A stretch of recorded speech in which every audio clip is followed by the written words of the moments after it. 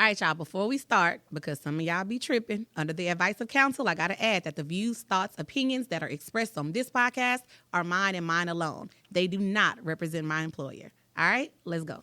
Because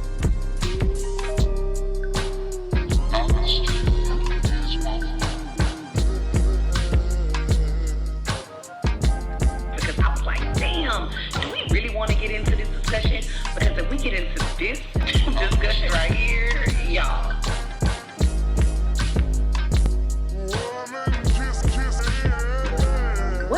What's up, y'all? Good morning. Welcome back to another episode of Ridgemont Forest Finest, the podcast. I can't even get the greeting out because we got a resident comedian in the building and she already on her worst behavior before we can even get through with the intro music. But today's episode, guys, the craze, the talk for the past couple of weeks has been literacy and education, but we've been focusing on a K through 12 kids. But we got some college professors and some high school teachers in the building, and we're going to talk about how this literacy gap is impacting those kids once they get to college. So I got the future Mrs. Dr. Krista McCoy. Good morning. Good morning. Good morning. I got the future Dr. Mrs. Diva Q. Rowe. Good morning. Good morning. And I got the comedian. Y'all have seen this Drum lady. roll. Y'all have seen this lady go viral a couple of times on the internet because she is the unfiltered teacher that she is and a comedian. But we got Miss Jennifer Germany. Let me say her specific title. Houston's Hot Girl. Houston's Hot Girl of Comedy, educator extraordinaire. That's right. Yes. Slash college professor. Yes. Miss Jennifer Germany. And Good I'm morning. single. Oh, okay. And she's single. She wants y'all to know that she is single. Mm-hmm. All right. I don't want a PE teacher, no. Oh, wait. We like them. No, they make you do exercise. Oh, okay. So we are going to try to get through the script that I have today, but y'all, if Miss Germany can be on her best behavior, we're gonna get through this. If she don't stop flirting with the producer, good morning. Focus. Okay. We making a rap album. I see, and y'all making this eye contact. All right, here we go. So let's get into literacy in college. So we've been here. We heard that 7th grade teacher go viral a couple of weeks ago talking about how the 7th graders were reading on the 4th grade level. And everybody always assumes when people use the 3 year, the first thing they like to say is COVID, because in 3 years, right? So it's been about 3 years since we've gone through that. But teachers, as long as we've all been in education, know that COVID ain't got nothing to do with the gaps that we see in literacy. This has been happening for decades, the gap that has gone on in literacy. And what I see as an 8th grade English teacher, I know that we are pushed to give so much grace to where we are dumbing everything down. And we're dumbing it down so that we're dumbing it down when they get to high school. The high school people got so much on them that they are having to meet all these criteria for graduation requirements that they're dumbing it down too. We're coloring now. We are. Mm-hmm. We are coloring. But we dumb it down so that their transcripts look great. Mm-hmm. And then they apply to go to school with you guys in college at the next level. And on paper, it says that they're ready. But when they get to y'all, it's something different. They're not ready. So let's talk about that. They're not ready. They're not close. We discussed this prior to the broadcast, how the high schoolers, teachers, go, what the heck are they doing in middle school? Mm-hmm. And what middle school is doing high school. But when we all play a big role in this educational process, yes, we are pushed to give more grace than we should. We're giving more grace than the Lord. But at some point, you can coddle a kid, but when is that kid going to stand up to be a man or a woman? Mm-hmm. The same issues that we see on the high school level just comes to, that baggage comes to the college too, and what ends up happening is now you're going to be held accountable. Mm-hmm. You have to be responsible for your actions. More is asked of you. Now, you just took a kid who's not used to that. Now, all of a sudden, you're expecting me to live up to expectations. Mm-hmm. They looking at you like, what that is. And so, no, for real, that's what they're saying, what that is. And that, to me, is the number one reason why kids end up dropping out, because they've never been raised to a sense academically to be held accountable, that you're going to have to do this. So that's how, to me, we end up with the freshman dropout. Okay. Because it's unfortunate in high schools that the teachers are expected to sprinkle a little love on their grades all the time. And we were talking about that earlier. What would happen if students got their real grades and they matriculated through school? You would have I mean, what, 15% really graduated? Really graduate, yeah. Yeah. And I know in the past, I've worked at a campus with you where their favorite thing to say was at graduation, we have 100% Right. college acceptance. Yeah. But how much sprinkling did we do to get that, to make that number happen? All of it. A whole lot. I call it witchcraft. That's what we do. We do witchcraft on grades because that's the only way a lot of them are gonna make it. Even I always talk about eligibility because I'm middle school, high school, and sports is the big push, especially where I teach. It's everything. So we do a lot of sprinkle, a lot of witchcraft because if not, we would not be pulling in numbers on Friday nights. And I'm glad you brought sports into it. And I know I'm not saying that coaches and people who participate in these athletic extracurricular, those are wonderful. But this year is the first year in a very long time that I've actually seen coaches holding their kids to the fire. I came from an old school district, North Forest Independent School District, RIP, letting you know. And don't believe what you heard. If you want to do an interview with me, don't believe what you heard. We had some strong teachers. But what I'm witnessing is there are some coaches and there are some extracurricular sponsors that as long as they're passing during that particular sport, that's fine. And then after that sport, they're your problem again. I experienced that under another leadership on my campus, and it was one of those things where work with. Oh, the coach came and talked to me, but soon as basketball season was over with, well, do what you can do. Miss Germany, that's your student too. Now, wait a minute, you kissed my butt all the basketball To season keep him eligible. to keep him eligible. Yeah. But now it's not there. Thank God he's no longer at our school because to me, that's setting them up for failure. We have a lot of kids thinking they're going to the NBA, the NFL, the WWE, the PIMP. They're going to all of this. They're going to the PIMP, and they can't read DID. Yeah. And it's encouraging when I do see, like the current coaches we have now, it's encouraging to see that they're pushing academics as much as they're pushing sports. But if you're at a campus where it's almost like with kids, you got to hold that carrot over them. Oh, yeah. Sports is that carrot. But if you're not consistent with that sport and show them the importance of reading and writing and this, that, and the other, how are they going to play anybody's sport? How can you say, just because they accepted you, don't mean you're going to stay? That's the big thing. I actually have another episode coming up with some coaches because these are conversations that I want to have with them because, like you said, they're good as long as they're benefiting you. But do you care about after they're done? You know, and especially those boys that are seniors and the young ladies too. Once athletic, I'm talking about football specifically, but once the football season is over with, they kick them out the locker room. You're out of athletics period. Go ahead and go on. Live your life. You've already made the newspapers. My name is attached to your name already. I don't care what happens to you after that. And so we have a lot of times, look, I'm getting into something I shouldn't even get into right now, where these kids get offers. They get offers, and once the NCAA does their final check, you ain't eligible. You don't meet acceptance requirements to get into this university. But are those coaches that were still keeping you, eligible to play? Where in the are school, they? Where are they now? I've seen that happen too. But anyway, I'm gonna get off topic. But 'cause and just I'm gonna go there. I'll be just, like, I'm trying to go there. And it's not just coaches. It's the choir because they got to go to choir competition. It's the drama. Everybody needs those kids to make their name known. But after their name gets out there, where are you guys? It happens. So I'm gonna ask Ms. McCoy. Ms. McCoy, what do you think? Have you always been teaching high school?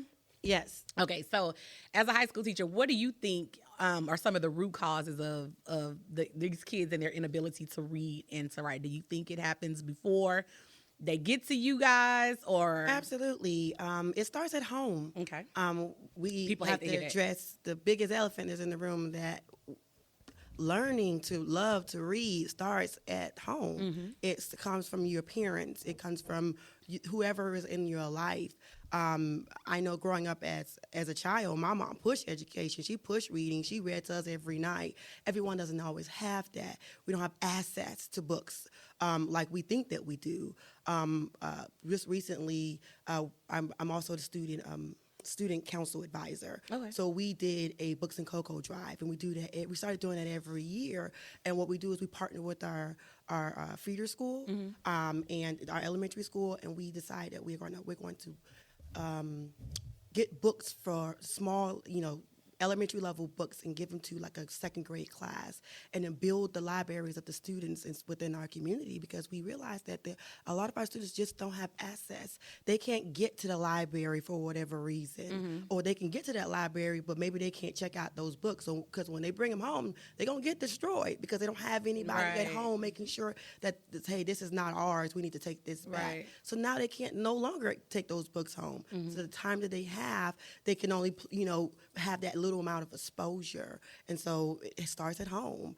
Beyond that, we have to also remember that when they get to elementary school, they have a plethora of subjects that they have to teach to these children. Yeah. It's not just reading. Yeah, you're embedding those skills as you're going through all the different subject groups. However, that takes some explicit instruction, and that we're learning that our students are getting those things skipped over. There's something being skipped.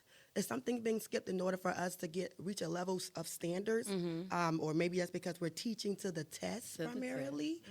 From elementary level, kindergarten, first, second grade, third grade, they're learning to the test, and not learning those skills they need in order to embrace literature, in order to understand, to have full comprehension of it. So that's what I think. And that was gonna be my next thing. We talk about like the systemic issues. So people always assume that, oh, the teachers are not doing this, the teachers are not doing that, or the parents are not doing this, the parents are not doing that, when really we are all battling the system. And so when we talk about like what are some systemic issues, you made me think when you just said the library. We saw how HISD this summer shut down their libraries on a lot of their campuses, and they shut those down on those Black and brown campuses. And so when those students don't have, like you said, the access to those books, so people like where I teach at, there's beautiful big libraries, on both sides of the district. The kids can walk. They literally could walk to these big, beautiful libraries. But then when you go into certain neighborhoods, the community library may be as old as I am. Or if they have them, because I'm a proud graduate of the North Forest ISD system. Don't believe all what you heard. The book coming soon. Where I don't know. My first child's father graduated from there, and I got some questions.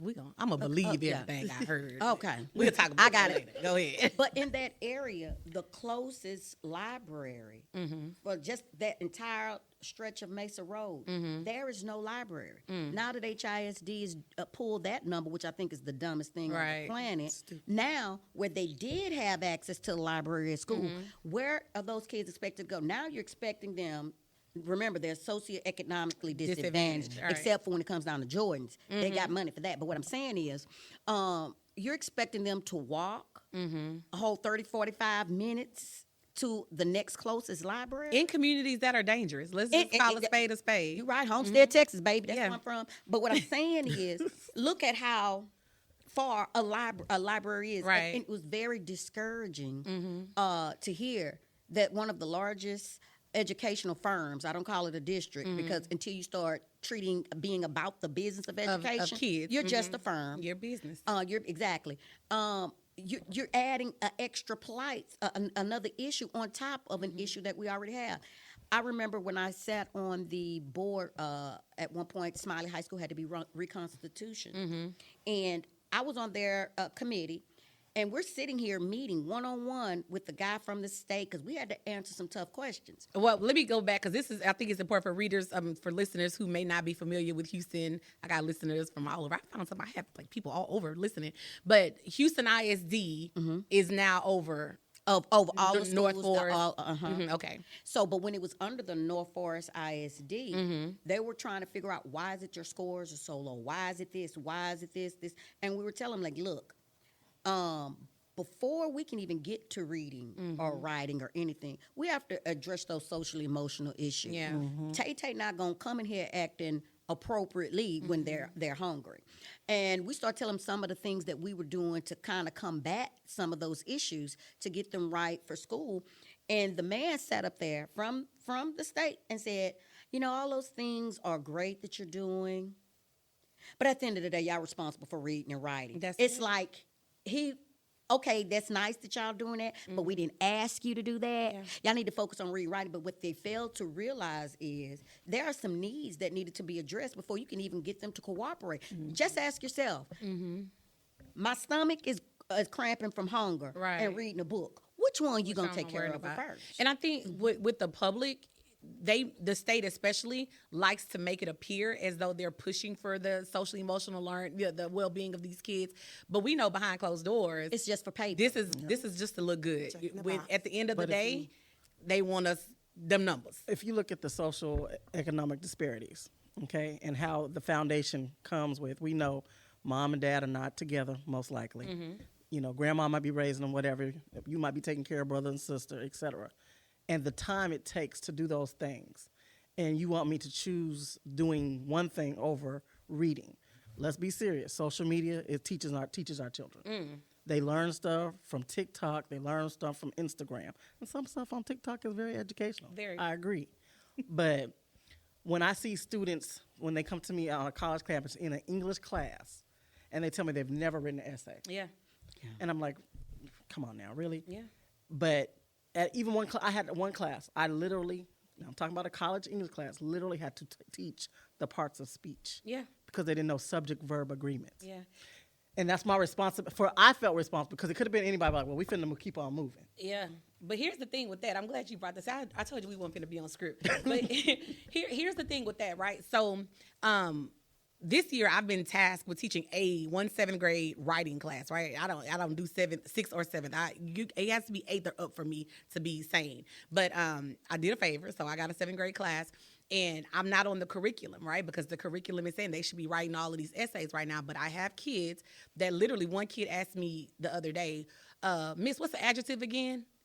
And I'm like, again? But I had to start the school year out with, this is a noun, this is a verb, this is a declarative sentence, this is an imperative sentence. Like, this is a period, this is where you use periods and question marks, and this is how you capitalize, you know, the basic things that we learned as 1st, 2nd, 3rd graders, you know, in school. These kids have no idea. But guess what? That's not a part of the curriculum. Because according to the state, at this point in their lives, they should know how to do all of these things, and then we should only be building on that foundation of what they already know. But I'm like, I cannot go on to teach anything. We want to write an essay house way. They don't know where the periods go. They write in one big long text message. Yep. And that's it. They That's write how they speak. And so stopping everything to say, no, we gotta, okay, do we want me to teach a thesis statement? Like, how the hell am I supposed to teach a thesis statement to these kids? Right now, I tell my college students to make the last sentence of their introduction the thesis statement. So I know that's what you think it is. Right. But, and we have I talked about this on another episode when we talk about formulas for writing. I think we're all English, but formulas for writing, and how the state is now saying, don't be formulaic with your writing. And it's like, that's the only way I'm going to get them to meet the progress that you think that they should make by the time they leave my classroom, is if we do everything by formulas. So I got a whole thesis statement formula that I need this equals this. And if I don't see this in your paper, then you got to start over. But again, we can't even get there because y'all don't know the basics. And here's another, and this is to me where teachers fall short, because I'm anti this. I don't give grades. I do very limited sprinkling. If I see you really working hard and you really trying, I can sprinkle, but what I cannot do is carry you, because now I'm an enabler. We have some teachers, it's stress, period. Being asked me, you see the video, it's stress. Because you've been on leave. We got to talk about that later. Go ahead. But what I'm saying is, and if you have a label on your name, you can't fail those kids. Right. Oh, you can't have too many people passing. You can't have too many. So as a teacher, you're struggling. Okay, I need to find a happy medium somewhere, so my job won't come to this termination, a few termination, because you want me to meet your curriculum, but you're telling me you want free writing, but this is what I know. So that's when I say teacher has to become the doctor of education at classroom. What works best for these kids? For your kids. Because at the end of the day, as long as they pass, That's all the state wants to see. So you got to kind of, as an And what is educator- passing now? Like, we're going to get to let that. me take parent. Let me let you know, all parents. If you get a 70, 71, that means your kid had about a 67, 68. Lower than that. Lower than that. Lower than that. And we then just didn't want to grace. do, some teachers didn't want to do the paperwork that's required. We give them Exactly. lower than the 50. Or we have to have parent contact logs, but you wasn't answering the phone, so phone. I don't have nothing to Or to you call document. Jack in the Box 17 times and they go, look, Miss Henry ain't here. Yeah. So I get that, but it's going to, in order for us to break the chain and break the cycle, we're going to need more teachers saying, you know what, I followed the accommodations. And I've told a parent before, ma'am, I've followed all the accommodations for this child, but there's no accommodation for I ain't going to do it. Yeah. I just had to speak to that parent. Because sometimes, and I know they always say when you do a teacher-parent conference, say something positive. I have sat in teacher-parent conferences where I just said, he came to class today. Because when it comes down to academically, if he's not doing anything, mom and dad, I done had this conversation. This is what I need to happen. This is what you need to do to help me.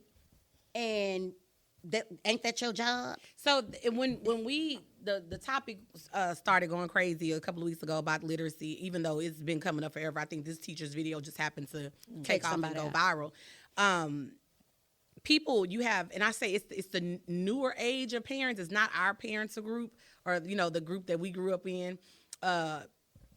Giving all the excuses for parents. Well, parents are working 2 jobs. Parents are tired. Parents are struggling with the economy. Parents are like all of the reasons why we should go harder in our jobs doing what we do, even as though we're not going hard already. We should go harder because we need to be empathetic to what the parents are experiencing at home in their personal lives.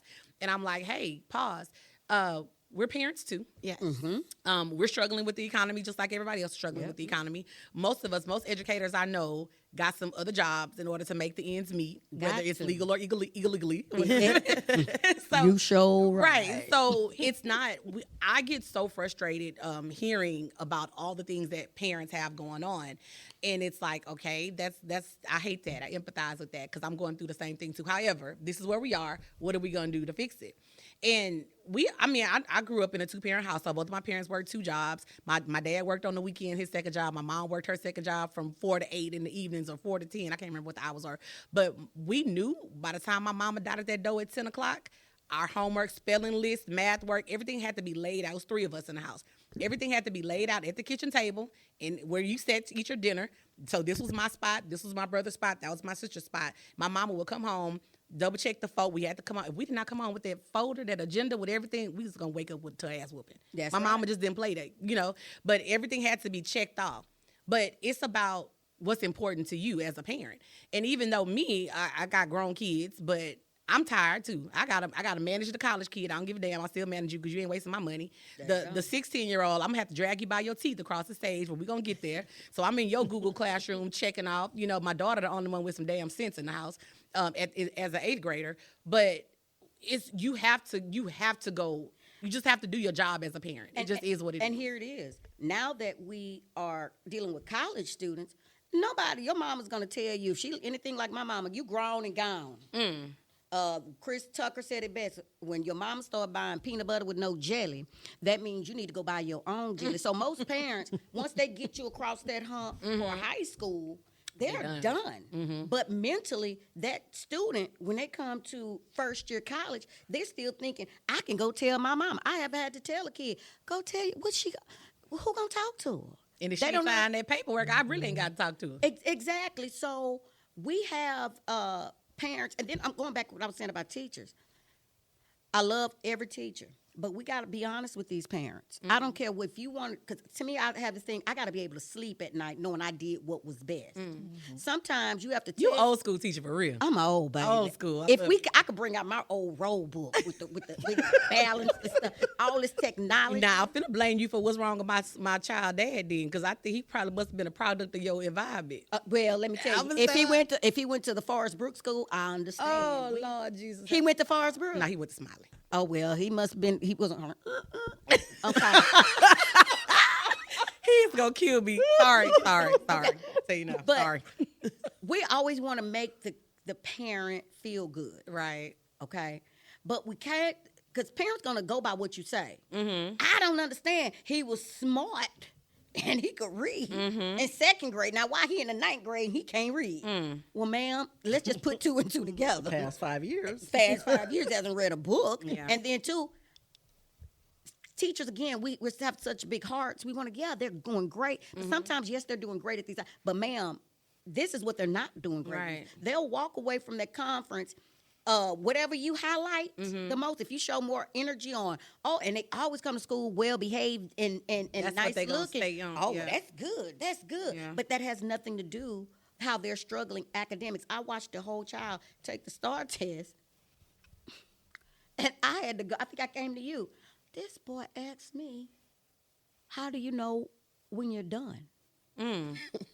On the bottom of it, it says stop. DE. That's it. Submit tape. He didn't understand jack. And the first question I had, how did he get this far? Yeah. And he got that far because the way the system is set up, pass them. And the same thing happens when they first get to college. Then they realize, oh, they're not doing this just passing thing. When I have to go, if I want to get these accommodations, I have to go to that office and get them. Because if I don't go to that office and get them, the teacher's not going to know what Right. to do for me. Yep. It's just the fear of kids being passed through or doing very minimal, and they're being rewarded with the ultimate prize of graduating, but they're not on the graduate level. But the thing with college students is that sometimes you have to show them more than tell them. I don't have time to play with you. Right. Like you can send me, I was telling her, you can send me all the excuses in the world. Your grandma went to the hospital, your uncle climbed the mountain. Y'all are laughing. I'm so serious. I know y'all get. That's the question I have on here. 'Cause I want to hear and some of the stuff. it's just like, I don't even understand. Like, I don't, oh, well, I heard you in class, but I didn't realize we had to do it now. If I'm giving you, because I no longer go in buildings to teach classes. I'm beyond that now because I shouldn't waste my. too good. Yeah, I'm too good because why am I spending my check in gas I'll take a job. to go I will teach go. the class? So I teach all my classes are online. Okay. I just don't have time for that. My phone number's 832. She got more teaching jobs than I got. Yeah. And so if I'm taking my time out to teach you something, and I tell the kids all the time, I'm never, ever going to give you something and not introduce it, not talk about it, not go over it. And you get these questions, like we had a quiz on Wednesday, but it opens, it shows them in Canvas it's open, but they have to have a password to get into it. I'm talking about something else. This girl keeps on inboxing me in the chat. What's the password? What's the password? And Miss, I said, look, you can see all their faces in the class. Like, let me tell you something. And anybody that knows me, when I say let me tell you something, come get me. You ready? Wherever I am, if you ever hear me It's say gonna let me go. tell you something, come get me. Because the outcome not gonna be good. And I had to really like let her know, ma'am, this is me. I've been doing this for 27 years. I got it. Right. You sit right there, and when I'm ready to tell you what the password is, then you can do it. Then you want to inbox me later. I had to go somewhere and I didn't know we had to take it right now. You're in class. I don't see because I'm old now, so I don't have patience Yeah. anymore. And it's all about, which is why my dissertation is about African American males because they are the ones that struggle the most and college completion. So what are the factors that are keeping you from completing or not completing college? Because I just had an article about to be published. I'll tell you about it later. Okay. Queen. Talking about that because a lot of times our black males are not embraced in a college classroom. Okay, especially community college level, because especially if it's a community college that have sports, athletics, you're actually there to get an education. Right. Wow, we didn't know y'all did that. We thought you guys like to run and jump and all that kind of stuff. So I pay attention to that, and so writing this dissertation has really opened my eyes to you really have to have some initiative to want to do it, to want to actually get this degree to go somewhere and do something. And it's so hard when there's so many external circumstances that keep you from doing it. And when you talk about literacy on the college level, it's hard. And everything we talk about, every reading I assign them is a reading of interest. Gotta be. I have to give them a reading of interest, else, well, they don't want to read. Yeah. They don't even want to talk about it. So then it's like checking for understanding. You can tell who's read it because who the people want to answer the questions. So they're like, they want to hide. I don't allow them to be on my class. So you're not giving them Willie the Whale story that they give No, I'm these sorry, children? I can't do that. I don't even know what Willie the Whale is. What you know? What's funny? I have so I teach 8th grade honors English, and then that little 7th grade writing class they threw me. But I have a student. She's in high school now, but her mom is like a department head at a local college. I'm not gonna say the name. I don't want to put her on blast. But she a very involved parent, so reads everything that comes home, double checks her child's homework, whatever. And I think at one point she was teaching a remedial class because I think they had some staff shortages, so she picked up a class. And she was like, "Hey, my kids are reading this same story right now," and I'm like, "Damn, y'all reading the story that we're reading in the 8th grade." Now, granted, I may have gone up a grade level or two for my honors kids, but it's still, she's like, they're not even getting it like you're breaking it down. They're not even getting it like my child is getting it. So she was asking me because she wanted to take like my annotations that I taught her child and put it online for her kids, to her college kids, to understand and to see how to break the story down. And she said, I never thought I would have to do this for kids who came to me as college kids. And if I can add something to that, because a lot of times people, when entering to college and you see that they have poor writing skills or poor reading skills, they always want to assume you had to come from one of those districts. Or want to, no, this is across the board. Yeah. This is from Northeast Houston to Kingwood. Yeah. It's everywhere. So we got to take that stereotype of, oh, it must just be the black and brown kids struggling. No, they all struggle. It's everybody doing the same thing. And then on the college level, I know at my campus, college campus, we no longer give them books. They don't want the kids to buy books anymore. Why is that? I don't really know because I don't be paying attention. And then But high school, you they have want to the get book. you have to give them the link to the story, find the story online, or make a copy of the story. And it's definitely a rule. Is this like to make it easily I don't know if it's accessible to them? That's so crazy to me. Well, I couldn't imagine. I'm pretty a part sure of the- that's what they're trying to say. I don't know if it's more so can financial situation. Well, can somebody tell me, with the reading levels being what they are, why are we not in high schools, middle schools, letting these kids take the book home? They've been taking the books home. We don't have books anymore. Yeah, We, where I work, if you just want a book, you have to go in and talk to an administrator. Yeah. But just think about it. Growing up, what books did you, other than the Bible, because every family got that one Bible. The Bible, the real one, or the one that you be making up today? Well, first of all, that is I gotta keep, every time you say Bible, I gotta ask you which it's one. the new Bible of the hood. It's called the Hood Bible version, where we break down the Bible where you understand it. Okay. It's the Homestead edition. Okay, the Cliff Notes. That, the yeah, hood Cliff Notes. yeah. We got Jamarcus, Jeremiah, Jesus. Joanna. We have all of them. Just rename it. But just think, those were the books that we had direct contact to. We might not have had a book in the house. We might, if you were black, you had Ebony and Jet. You had Right. Ebony and Jet. Encyclopedia book. And it's I was saying it's like a book because my grandma got it from the man that came and knocked on the door. I had We them. had them, Yeah. but now we're not even giving them. So, and then we have the digital divide, where with technology, if you don't have access to it, then you're not gonna get it. So look, they're gonna lose the books, or either the books gonna stay in there and collect dust. I would rather them take the book home and try to improve themselves than sit up and let all these books sit up and nothing is being done with them. Like, can somebody answer this? Why are we still building schools with lockers? We don't. You know what? We don't. They're My not- district, we don't have lockers at all. We have don't lockers. use 'em. We have lockers, but don't use them. Storage. Storage. Yeah, it's used for So we have about $200,000 worth of storage units. just sitting there. Just sitting there. You know, we don't have in my district on the junior high or high school campuses. No campus has a locker, not in there. But where I am, the kids go through the hallway with their wings or they rolling backpacks. But we had to stop the rolling backpacks because now you don't have books, so there's no reason for your backpacks to be heavy like that. You literally, there's a set of Chromebooks in every classroom, damn near. I cannot tell you the last time I even used a book to teach. I don't even teach from a book. So There's nothing for the kids to have. That reflects. I'm reflecting on some things that you said, and it's the support, the administrative support, the department chair support, and I really am going to talk about Krista.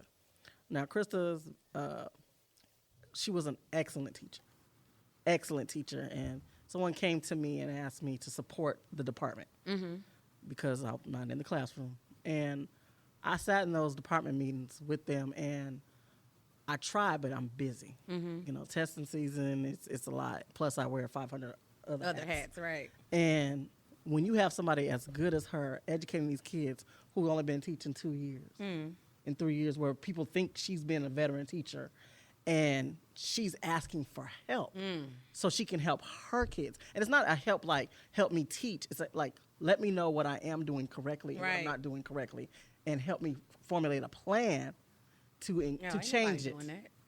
These people not doing that. And it was disheartening because I've had many conversations with her about she wanted to leave. And you, between me and the old principal, you can't go. Right. You can't, because that's what happens. You lose good teachers because you are not supporting them trying to teach our kids. Let me ask Krista. Krista, what type of supports were you asking for? Feedback. Just like we're told to give our students promptly good feedback, consistent feedback. That's the only way, especially as English teachers, our students can grow, right? In order for them to get better as writers, we have to consistently tell them, okay, this is what's right, this is what's incorrect, this is how you can further expand on what you're thinking. As teachers, we require that type of feedback as well. Yeah. In order for us to realize our full potential and move beyond, to continue to grow our students as a whole, we need consistent guidance. We don't need fake walkthroughs. I don't need you to come sit in my class for 15 minutes and be like, all right, you did good. I don't need that. Checking a box. Oh, you have great classroom management. Okay, friend, but what can I do about this particular skill because these kids aren't getting it? Well, a lot of times that administrator themselves, they have no background in your content area, so they can't come in and give you any feedback. The only thing they can tell you is that you have good class engagement and you have good classroom management, because don't come in and tell me that. You got somebody that was a theater arts teacher for 20 years and they're now a principal of your school, and you can't come in my English class and tell me anything. Or they come in and try to use. They don't understand what you teach, right? But they try to mix it in with some shit they learned in summer, or somebody strategy they saw. Something that's in another classroom that's our subject matters are different. I had to verbally reprimand an administrator. I will verbally reprimand. He told me that I didn't use my space wisely. I don't know what the hell that got to do with your me power teaching. walk, whatever that shit is that they be talking about. But here's the problem. The classes in my particular building are smaller than the average classroom. And you got 40 kids in there. Come on. And then when you say space, what are you talking about? He said, like in other classes. I don't know about the other classes because I'm in my class. So how are you going to take points off of me and what I'm teaching when what you're the rubric you're using doesn't apply to me? Right. So what does he got so discombobulated? He didn't know. I had to help him rewrite that because I don't believe in you putting stuff. I'm telling you, they got it at the principal conference in Austin this summer. That's where it came from. And so because it worked in Kingwood and Tomball and it worked in Humble, that's why it's supposed to work. I implemented a band program. Okay. And my band list. If I have a sign outside of my hallway that says What's the name of your classroom? It's the Jennifer Germany School of Communications. We're home of the Beehives, where we slay every day. Yes, excellence is expected. Okay. Hello. Period. Point blank. So I have some people, when I don't think that they're meeting the expectations, and I'm talking about for the adults that like to come in and criticize, but they can't give you. I'm not gonna call this man's name. He making $10,000 a school. He came to my classroom, and I'm thinking when I go in the office, I was going to get feedback. I think you should do a warm-up. Sir, we did the warm-up. When you came in, we were discussing the warm. What are you talking about? Well, I'll just send you the notes. I waited for the notes. No notes. Now, y'all paying this butthole $10,000 a school, and he can't even give me What is his job, to go in and tell you guys how you can improve? Randomness. What is it? Randomness. How to? No, I can't. No. He came 5-6 years in a row. Wow. Giving us the same worksheet. A consultant? The same. Yeah. I don't know who he was consulting because he couldn't tell me nothing. Because when I would ask, okay, so what should I do different? You're fine. Oh, I'll send you the notes. It was always other than. I know because I wear tall hair. I made a fin. But you can't come giving me the same workshops 6 years in a row. Yeah. Well, when you come up, I go, don't give me no paperwork. Is this new? No. Right. I got the popsicle sticks from last year. I got all of the random. I got all that. What new are you going to? If you can't give me honest to goodness feedback to help me as an educator, They were great. I used to like them, especially when they were like, who are your classroom, workers or whatever they used to call it? What was the title they gave it? You know, you give the kids jobs. Jobs. I said, I don't need to give them jobs. They go, what you mean? I said, because this classroom is a dictatorship. I said, if they want a democracy, then they need to graduate from high school. They do what I say when I say to do it. So I say, Jennifer, go get the books. It's Krista, go pass out this. Then that's what they're going to do. And on my band list, if you fall into that criteria where you just coming in to be nosy and not helpful, I have a band list. And I have a note that explains why you cannot come into my classroom. I'm on the list. Yeah, I have put people on temporary suspension because when I need something from so what? I stole your scissors and your tape and your you never date bring it dispense back. and okay, but it's for the kids. It's not for the kids. It's not for, I have to ban because it brings negative energy. And But how can you be on a ban list in your room, but she can come off? Because the ban only works one way. It only works. It's the dictatorship, she say. There we go. So let me go back to y'all cry. I tell you we weren't gonna get through this script. Let me go back to Krista. So being high school, how do you feel like the inadequate reading and writing skills of the students? How do you think that affects their ability to succeed in college coursework? So I know we were talking about something as simple like what we was think as simple as writing an essay. I mean, right. We see it. They're having to take remedial classes. They're not going straight into English 101. They're going to remediation classes. They're paying for these classes, Right. or their financial aid is paying for these classes in classes that they do not need. But in teaching ninth grade for quite some time, they come to us, lack of literacy, lack of comprehension skills. It's weird. It's like a revolving door. We're trying to fix something that started a long time ago. It's so systematic right now that it's gonna take policy Right. for From the this top. thing to change. Yeah. Like it's going to take policy. Right now, there is no literacy. There is no explicit literacy instruction as far as I can see. We see like those different apps that we put them on now, like I ready. Those kids have learned how to manipulate that Yes. system. Because I like the math one where they just take a picture of the problem, Photo math. baby, and it will work. That has helped me balance my check. That has helped me get my own child. Hey, you got photo math that shit. I can't help you. I don't know what to do. But I tell my own kid, baby, we need to get through this class of photo math. I mean, I need to go work in Austin because how you going to change House Bill 4545 to House Bill 1416?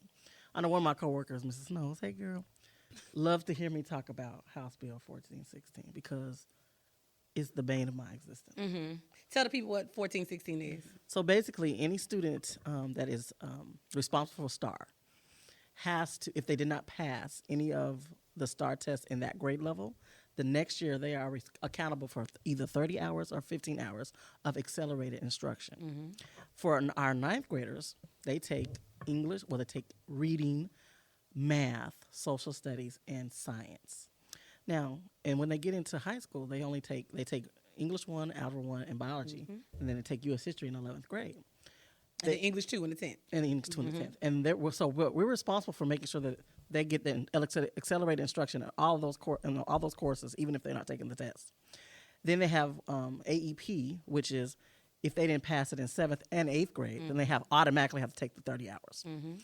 So they make it so complicated and convoluted, and I know that my teachers are overwhelmed and overworked. But they can't get the accelerated instruction in class. They can't get the accelerated instruction in PE. They can't get the accelerated instruction on top of a building around the corner. It has to be a specific time, either after school or before school, or if back in our day they called it homeroom, but we call it Right. What do we call it?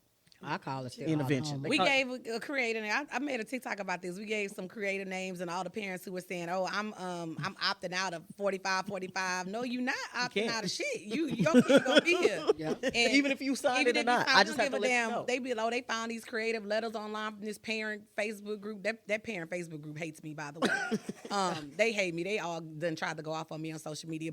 And I'm telling people, can y'all stop listening to these grifters, these fraudulent people, because your child. Let me tell you when something. you're- Your child is going is to going to have get to them. take the STAR test. If they dot if these they doors, want to graduate, That's it. there's no way you can get out of it. You can't opt out of it.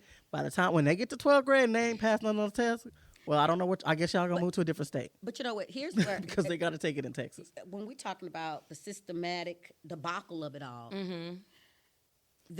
the state is going to have to, and y'all going to think I'm being perverted, but going to have some balls. Yeah.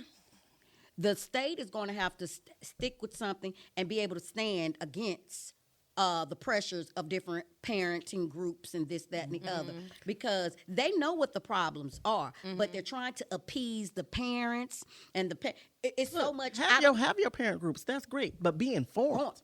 Well, because they're letting. But that will require reading in some households. That's a problem. It's fundamental. There we go. Full again. circle. That's the problem. So when we talked about those parent groups before as well, but I think what we know, but what we need especially as Black educators, what we are trying to force our people to know. I made a video about this the other day. There's so much in education going on, public education that's going on, but we are choosing to not be involved. It's not that the information is not there. We are choosing to not soak in the information because we're too worried about bullshit, Sexy Red, Sukiana, Real Housewives. We are consuming that information, and then when you got a teacher that goes viral and say your kid can't read, everybody's like, wait, nobody told us. Yes, we've been telling y'all. You just chose to scroll through our videos. You chose not to soak in or consume what we've been trying to tell you. Or we have selective retention and attention. We pick and choose what we want to listen to. What's important. And then on top of that, parents, and I love y'all, I really do. Anybody want to make some ham hocks, that's fine. You don't fight me over, I'm still going to show up if I got your address. But it takes initiative on your part. Even I reading Ben Carson's book before the movie, and if everything in the movie he says is true, because, you know, kind of fiddle-faddle. His mom couldn't read. But what she would do is keep a book, and she kept a book in front of her face, showing them, you must read. Right. And they're thinking when they were growing up, my mom can read because she has a book. They never knew that their mom didn't know how to read. And she was stressing the importance And of she literacy. was stressing Yeah. it. When you try to tell parents about the importance, hey, we need you to make them read. Well, what you want me to do to read? Well, I ain't got no books at home. I had a parent literally to tell me, I said, I need your child to check Schoology every day. This parent sat up and told me, well, I'm not going out and get no Chromebook. Y'all ain't giving them to her. And I ain't gonna go and do it. So as a part, okay, my politically correct But you're on an self- iPhone 20 in your hand. Thank you. My politically correct says, well, ma'am, here are the standards, and here's what we asking you to do. But if you don't, okay. But the real me going, that's a lazy ass excuse. And this is the reason why your child Right. is in this particular state of mind. I love my parents, but at some point, and I think just with everybody, we're quick to blame everybody, but we forget that we're all on the same team. Right. Parents, it behooves you to work with us, or that child going to be 30 years old, Yeah. still sitting at your house, waiting for you to cook, waiting for you to pay bills. We're trying to teach students how to be independent. And parents, I know some of us has been 30, 40 years since we've been in school, but progress reports still go They out. Still go out. Now they have it where you can go online. If you can go on Bravo.com, Pornhub, because I got some parents that we gonna tell you what it is. I know a parent that got a whole subscription, and I was like, you really don't need a script. Not that I know. I'm just saying. just know. I'm just saying. But ma'am, if you can make it a point and purpose to go and read this unnecessary stuff, the Meg Thee Stallion, Tory Lanez case.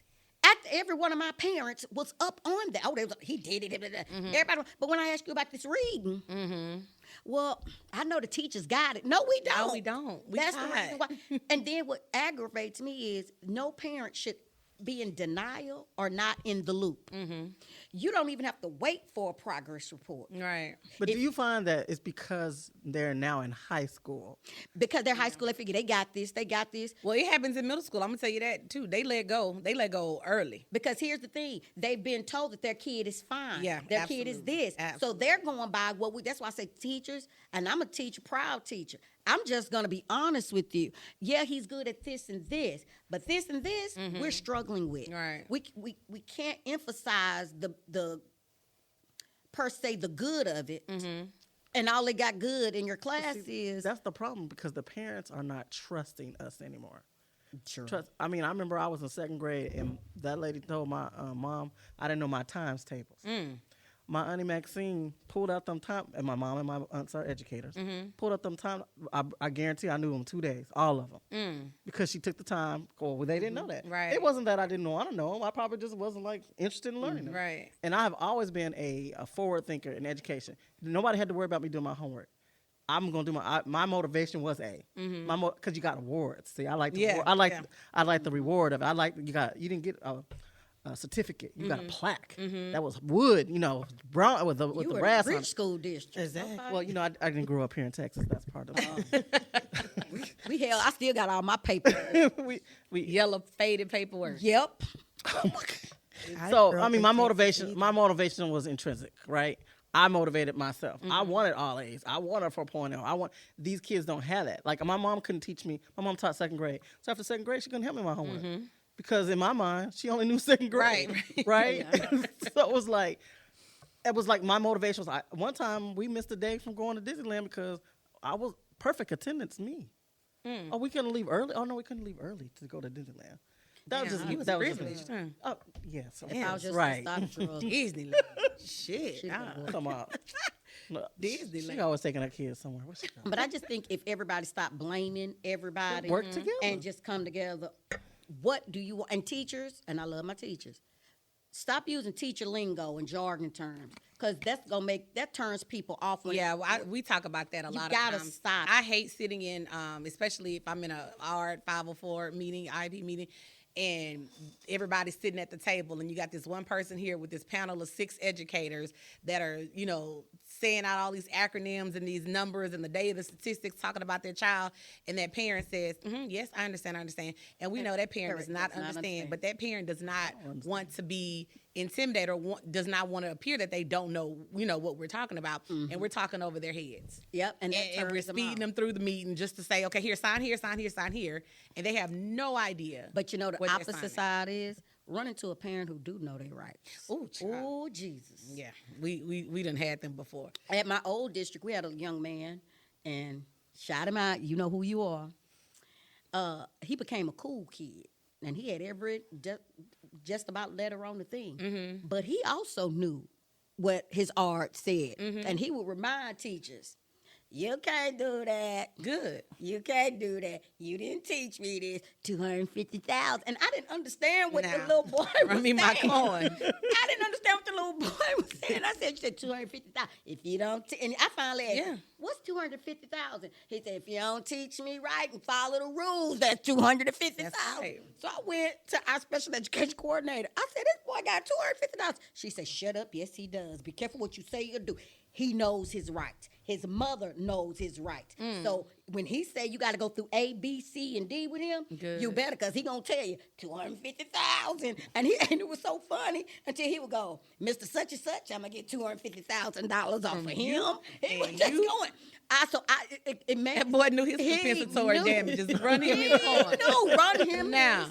It's going, and then sometimes parents can be right. Yeah. There are some teachers who are not following through. Absolutely. But if you don't stand up for your child, listen, I don't understand what this is.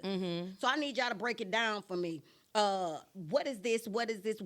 What is the purpose? Ask those questions. Parents, when you start asking questions like that, if that teacher ain't right, she gonna get right, because Yeah. it's gonna be like, this parent is too inquisitive. I know $250,000 this boy can get.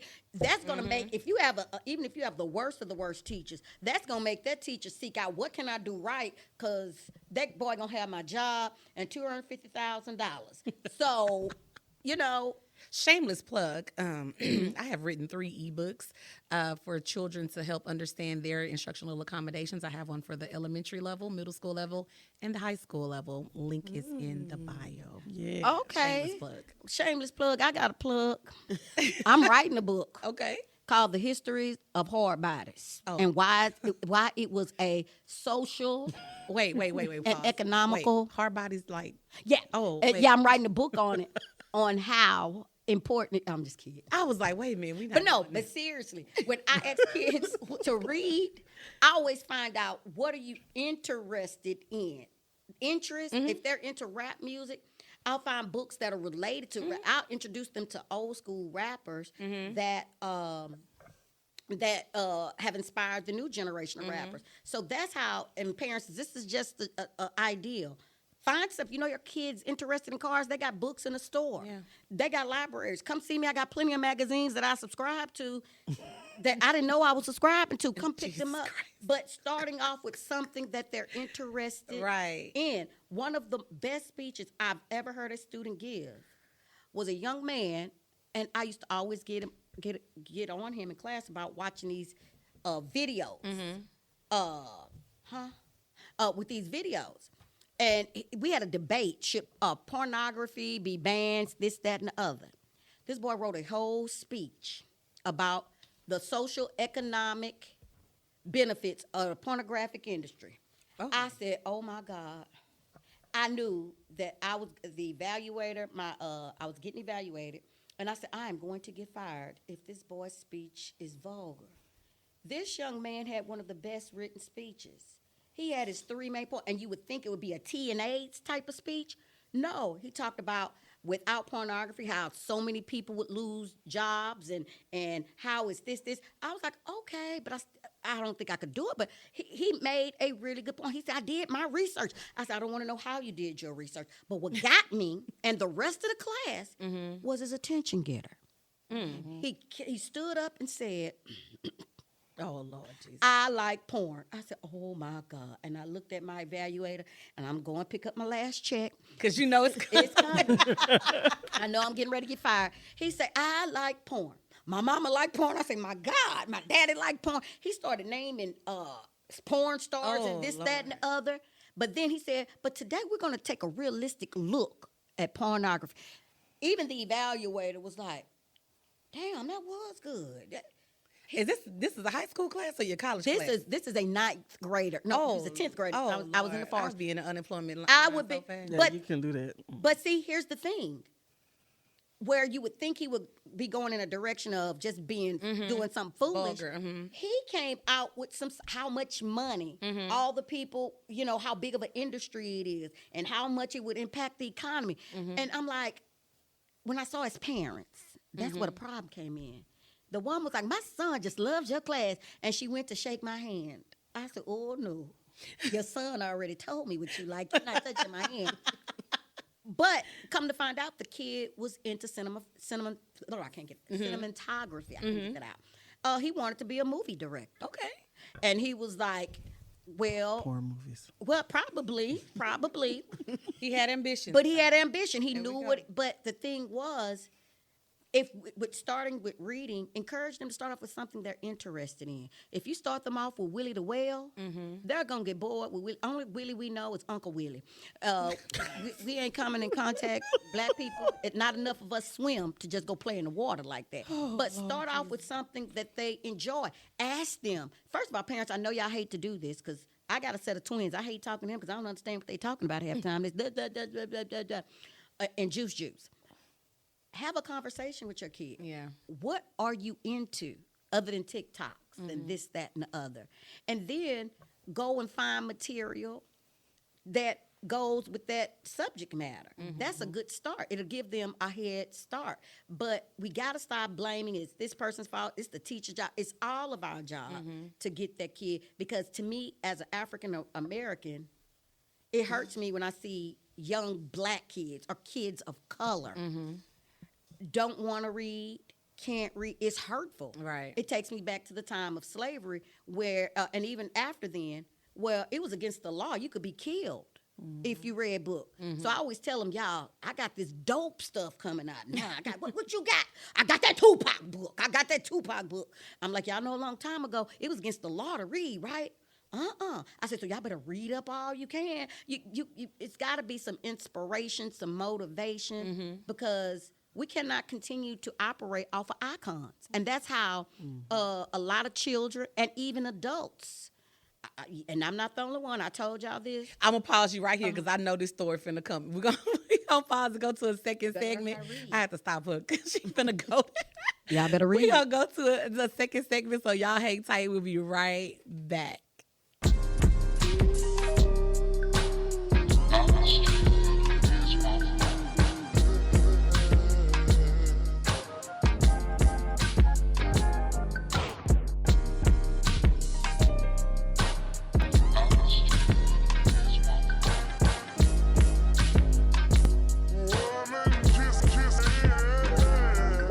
This podcast was made possible by producer extraordinaire D. Francis at the legendary Lab 7 Studios in Mo City, Texas.